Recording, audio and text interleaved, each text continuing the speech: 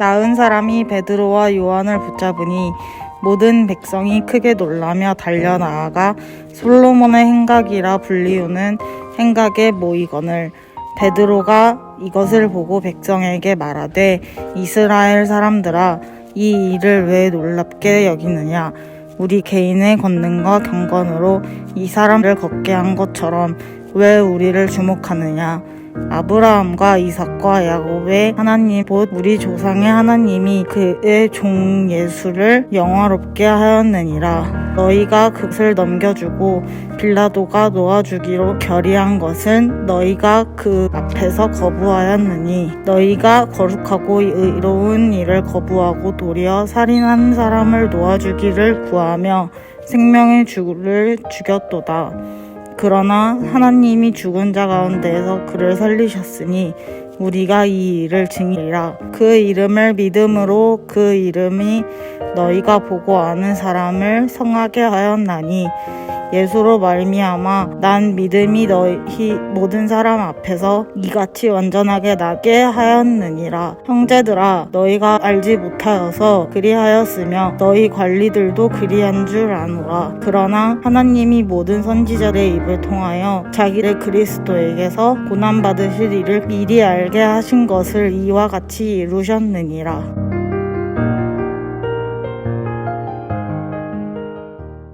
좋은 아침입니다. 오늘은 어제 이야기를 이어 살펴보도록 하겠습니다. 성전 앞에서 못 걷게 된 자가 걷고 뛰어다니기 시작했죠. 많은 사람들이 보고 놀랐습니다. 그리고 베드로는 이 사람들을 향해 말합니다. 12절입니다. 베드로가 이것을 보고 백성에게 말하되 이스라엘 사람들아, 이 일을 왜 놀랍게 여기느냐? 우리 개인의 권능과 경건으로 이 사람을 걷게 한 것처럼 왜 우리를 주목하느냐? 베드로는 두 가지를 말합니다. 이게 놀라운 일이냐? 그리고 왜 우리를 주목하느냐? 베드로의 입장에서 이것은 놀라운 일이 아니었습니다.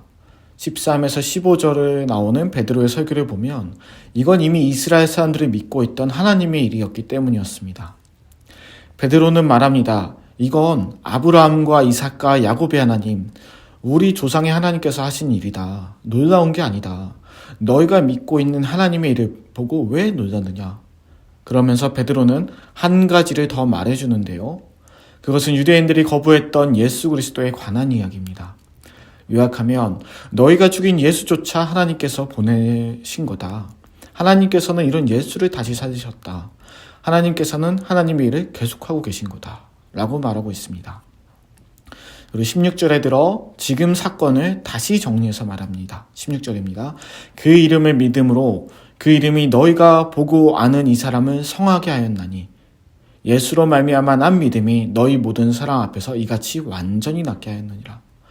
예수를 주는 사람이었던 베드로가 말하고 있는 겁니다. 예수의 이름을 통해 이 사람이 나은 거다. 예수를 믿으면서 이 사람이 나은 거다. 내가 대단한 게 아니라 이 사람을 낫게 하신 하나님이 대단하신 거다. 이 사람을 낫게 하신 분은 하나님이고 하나님의 능력으로 나았다. 하나님께서 보내주신 예수님의 이름으로 나았다. 예수님의 믿음으로 나았다라고 계속 말합니다. 자신에 대한 이야기를 하는 게 아니라 예수님에 대한 이야기를 하고 있어요. 그리고 17에서 18절에 베드로는 다시 한번 말합니다. 너희가 몰라서 그랬던 거지 사실 하나님께서는 이미 선지자들을 통해 아주 오래전부터 계획하셨던 일이다. 예수님이 오셨던 일 자체가 하나님의 계획 속에 있던 하나님의 일이라고 말하는 겁니다. 자, 그래서 어제는 못 걷는 자와 베드로 이 두 사람의 시선 차이에 대해 말했습니다. 못 걷는 사람은 늘 눈앞에 있는 사람을 보고 그들에게 도움을 요청하고 그들에게 간구했다면 베드로는 늘 하나님을 바라보고 하나님께 기도했죠. 매일 해 아래 같은 시간을 보내고 있는 두 사람이었지만 하나님을 보고 사는 사람과 그렇지 못한 사람의 차이가 있다고 했습니다. 오늘 역시 마찬가지입니다. 같은 아브라함의 후손들이었어요. 같은 하나님을 믿고 있는 것처럼 보이는 이스라엘 사람들이었습니다. 그러나 예수 그리스도에 대한 영접 혹은 거부에 따라서 이제는 다른 아브라함의 후손들이 되었고요. 다른 하나님을 믿게 되었어요. 그래서 베드로는 다시금 이것을 정리하는 거예요. 예수 그리스도를 통해 정리하는 겁니다. 왜냐하면 예수 그리스도에 대한 사건 자체가 하나님의 일이었기 때문입니다. 여기까지만 믿고 여기는 믿지 않는다는 건 하나님에 대한 일이 아니라는 거죠. 이해가 잘못되었다는 거예요. 그래서 너희가 정말 예수님을 잘 믿었다면 이 일은 놀라운 일도 아니고 당연한 일이다 라고 말하는 겁니다. 믿음의 삶을 사는 우리는 오늘 어떤 사건들을 보고 놀라고 있나요? 우리는 그 사건들을 통해 일하시고 계시는 하나님을 보고 놀라고 있나요? 아니면 내가 알던 상식선에서의 이해의 범주, 내가 그동안 경험했던 내 데이터 속에서의 범주를 보고 그냥 놀라고 있나요?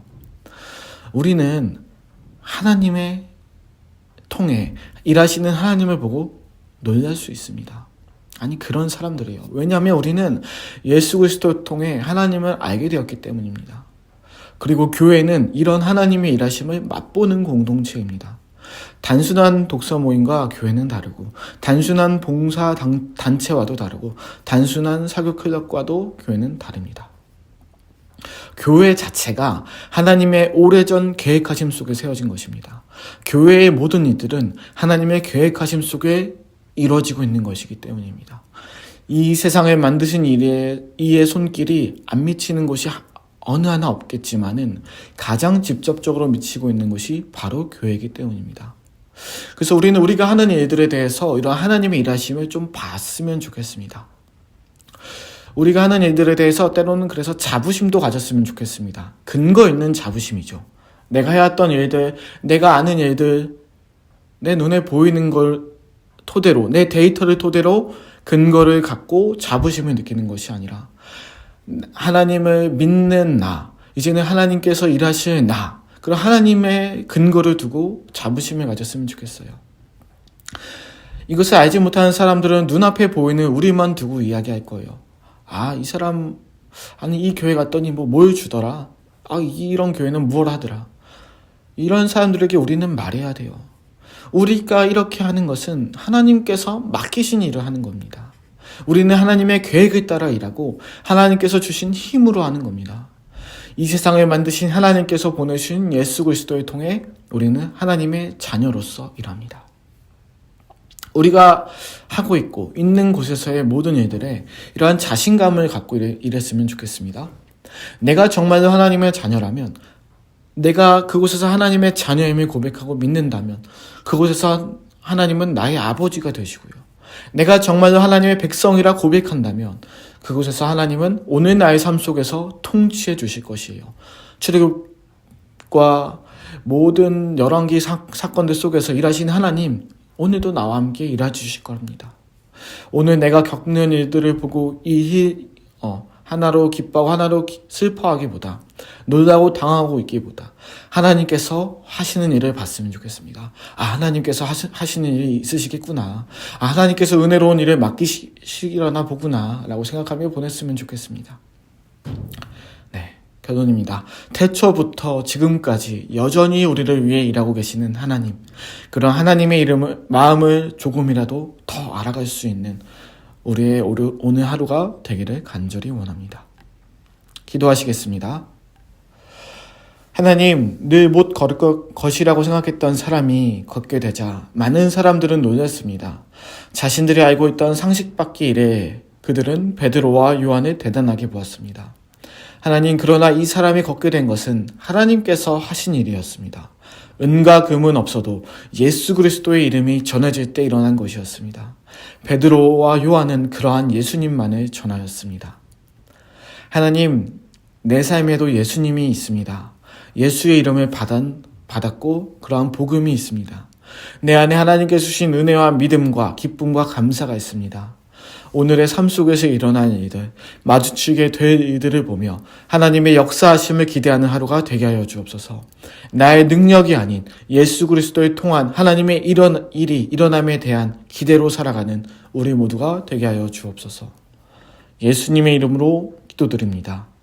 아멘.